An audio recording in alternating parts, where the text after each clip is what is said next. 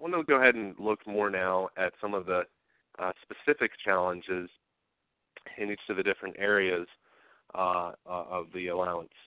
So going to reference here FAS 5, or I'm still going to, for the purposes of the presentation, since most people are most familiar with the FAS 5, FAS 114 nomenclature, use that.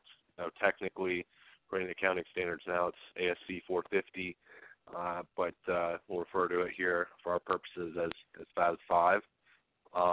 And so in terms of the pooled loan analysis, some of the challenges that institutions face have been around, again, in the past for a community bank, prior to the last couple of years, it may have been acceptable to have just a couple loan pools, and institutions may have been just using rules of thumb around assigning loss rates based on just risk ratings, assigning 1, 2, 5 as the rolled rule of thumb, 1%, 2%, 5%, depending on pass, special mention, substandard, and so on, and different rules of thumb like that.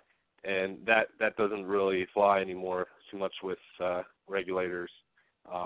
In the past, as long as you were adequately reserved, they didn't care as much about how you got there. But now they are much more particular about that, obviously, as we're talking about with the initial overview slide. So one area around that, again, that has evolved for community banks is making sure that they're assembling appropriate FAS 5 pools. And like I said, in the past, you may have seen, and perhaps even now for some community banks, they have just a couple pools, real estate, commercial, and consumer.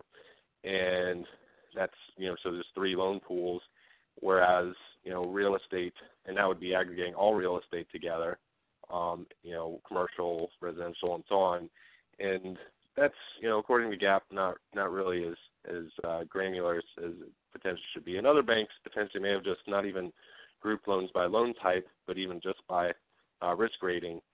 And really the requirements are that, these pools should really be assembled based upon groups of loans with similar risk characteristics. And so within real estate, obviously, there are certainly different types of loans that have different levels of risk characteristics. So that can be, within real estate, residential real estate in and of itself probably has, depending on your portfolio, several different pools or types of loans that should have groupings of similar risk characteristics. So that could be, residential real estate first liens, residential real estate second liens, home equity lines, and so on. And, even just going in line with the call report codes does get you to a little bit more granular basis. And for some community banks, using the call report codes is the right way to go as far as a segmentation that's granular enough. And a lot of banks will use that as a basis. For some banks to have, but it depends on the bank's portfolio. For some banks to have, certain concentrations in other types of areas, or maybe they have a heavy concentration in one type of loan, they need to break that up to more granular breakdown, that can be appropriate. Or for banks that are pretty geographically diverse due to acquisitions, perhaps they include a regional factor based on the different regions that the bank has, loan portfolios in. So it's important to examine your own portfolio based on the actual portfolio composition and look at the breakdowns and make sure you're getting to the appropriate groupings in terms of loans of similar risk. Now, I say that with a caveat in that, it is possible, to be too granular, and I have seen that with some banks where they had been criticized perhaps in the past for being, not granular enough and maybe swung too far to the opposite side of the spectrum. So say you're, have a fairly decent-sized commercial portfolio and you want to break it down more towards industry sectors. That can be a valuable exercise. But again, you have to be careful. There are some of those industries you may assess that they have similar risk characteristics, or maybe real estate, similar different property types that you feel like you can group together. So it's important to go through an exercise. You can start off as granular as possible and then perhaps group some of those together in order to get to the best level. Because the problem with going too granular is severalfold. For one, it will lead you to potentially less significant results around the loss rate, give you some more distortions around that. It also potentially adds some unnecessary time to an already time-consuming process. So the best thing I've seen in working with banks, again, is to, maybe start at the most granular that you can in terms of loan types, but then figure out the best way to group those together to get to the right segmentation. So I mentioned here, the sub-segment or not the sub-segment.